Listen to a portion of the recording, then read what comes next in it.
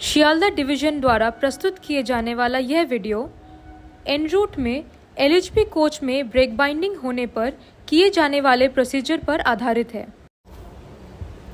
Loco pilot से air pressure problem का report मिलने के बाद रेक को चेक करके अगर देखा जाएगा कि बीपी प्रेशर पीईएवी से निकल रहा है तो अलार्म पुल बॉक्स हैंडल को रीसेट करना पड़ेगा। लेकिन अगर बीपी प्रेशर कोच के एफडीपीए ब्रेक वाल्व से ड्रॉप हो रहा है तो पहले कोच के अंदर जाकर आग लगी है कि नहीं वो सुनिश्चित करना पड़ेगा। अगर आग लगी है तो आग कंट्रोल करने के बाद वेस्डा पैनल से रीसेट की दबाकर बीपी ड्रॉप को बंद करना पड़ेगा। यदि कोई स्मोक का निशान नहीं है और तब भी ब्रेक वाल्व से हवा निकल रहा है तो ब्रेक वाल्व के सामने आइसोलेटिंग कॉक के हैंडल को घुमाकर बीपी ड्रॉप बंद करना पड़ेगा। यदि यह सुनिश्चित हो जाता है कि ब्रेक बाइंडिंग हुआ है तो सर्वप्रथम क्यूआरवी को पुल करके और साथ ही साथ बोगी आइसोलेटिंग कॉक को एंटी क्लॉकवाइज घुमाकर ब्रेक सिलेंडर को आइसोलेट करना होगा। अगर ब्रेक रिलीज हो जाता है तो ब्रेक इंडिकेटर हरा हो जाएगा और ब्रेक कैलिपर लूज हो जाएगा। अगर ब्रेक इंडिकेटर लाल ही रहता है तो बॉडी बोगी फ्लेक्सिबल पाइप को खोल दिया जाएगा। फिर ब्रेक इंडिकेटर का हरा होना सुनिश्चित करेगा कि ब्रेक रिलीज हो गया है।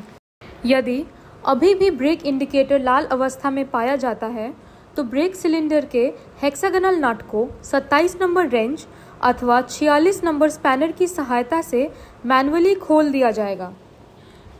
इसके बाद ब्रेक इंडिकेटर का हरा होना और ब्रेक कैलिपर का लूज होना सुनिश्चित करेगा कि ब्रेक रिलीज हुआ है या नहीं। अगर अभी भी ब्रेक रिलीज नहीं होता है तो ब्रेक कैलिपर के स्नैप लॉक को खोलकर ब्रेक पैड निकाल दिया जाता है। अंत में ब्रेक रिलीज हो जाता है।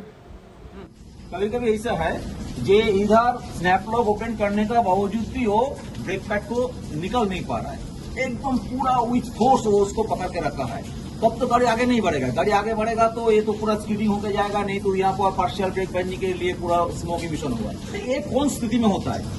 इसको बोलता है ब्रेक सिलेंडर, इसको बोलता है ब्रेक सिलेंडर। ब्रेक सिलेंडर का मान लो कोई मैकेनिकल फेलियर हो गया है, न्यूमेटिक फेलियर नहीं हुआ है। अगर न्यूमेटिक कारण के लिए हुआ तो पीछे वाला एक फ्लेक्सिबल पाइप खोल देने से हो जाना चाहिए था, लेकिन वो सब कुछ खुलने का बावजूद भी ब्रेक पैड भी नहीं खुलने पा रहा है और ब्रेक बाइंडिंग को भी हटाने नहीं पा रहा है। दो हमारा इंडिकेटर ग्रीन हो गया है। इस स्थिति में हमको एकदम क्लियर कट इंडिकेशन दे रहा है कि इसको ब्रेक सिलेंडर फेल कर गया। ब्रेक सिलेंडर किस किस्म का फेल किया? ब्रेक सिलेंडर पिस्टन उसको मैकेनिज्म का बाहर आ गया है और वो जब बाहर आता है उसमें स्प्रिंग टेंशन इतना रहता है जो ये पूरा कस के पूरा ब्रेक डिस्क को पूरा पकड़ के रखता है। उस कंडीशन में करना क्या है? उस कंडीशन में करना हमको किसी भी हालत में ये ब्रेक सिलेंडर को ये जो ब्रेक लीवर है ये ब्रेक लीवर से मुक्त करना है, इसको फ्री करना है। उसका एक ही उपाय है, ये जो ब्रेक लीवर का ये जो बोल्ट है, ये जो स्टार्ट है, जो ब्रेक सिलेंडर को ये हिस्से को पकड़ के रखा और ऊपर में लाइट दो, ऊपर में लाइट दो, और ये जो है पिवट स्क्रू जो ऊपर वाला हिस्से को पकड़ के रखा, ये दोनों को खोलना पड़ेगा। ये दोनों को खोलने के बाद एक तो बारी उड़ी दे के इसको चाप दो तो ये वाला हिस्सा बाहर चला आएगा। बाहर चलाने के बाद इसको तार उड़ से बांध के गाड़ी को आगे बढ़ा के ले जाओ। तुमको तो ऑटोमेटिकली तुम पहले ही तो इसको बॉगी को आइसोलेट करके रखा है, उसको डीबी को आइसोलेट करके रखा है, ट्रॉली को आइसोलेट करके रखा है, पहले उसमें आप उसी स्थिति में गाड़ी को आगे ले चलो।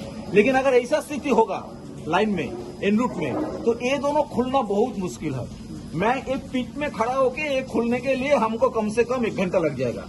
अगर जहां पर रास्ता में गाड़ी खड़ा है, जहां पर इतना स्पेसेस नहीं है, एक्सेसिबिलिटी नहीं है, उसमें ये खुलने में हालत खराब हो जाता है। मैंने को सुना ही दिया ये बॉम्बे राजधानी में ऐसा एक तो केस हुआ था जिसमें गैस कटर से काटना पड़ा। तो ये बहुत इंपॉर्टेंट चीज है, इसीलिए ये ब्रेक सिलेंडर का जो ओवरऑलिंग है, ब्रेक सिलेंडर का ओवरऑलिंग होता है 72 मंथ शेड्यूल में। ये 72 मंथ शेड्यूल कभी ओवरड्यू होना नहीं चाहिए। लेकिन हम लोगों को बदकिस्मती है जे लिलुआ से जो गाड़ी पीओएच होके आता है उनमें से बहुत सारे गाड़ी 72 मंथ ओवरड्यू रहता है। हम लोगों को ऐसा भी गाड़ी मिला जो 4.5 साल ओवरड्यू है। अगर वो ओवरड्यू गाड़ी अगर रास्ता में ब्रेक सिलेंडर इस किस्म का फेलियर होगा तो 3 से 4 घंटा एकदम कंफर्म डिटेंशन है। Thank you.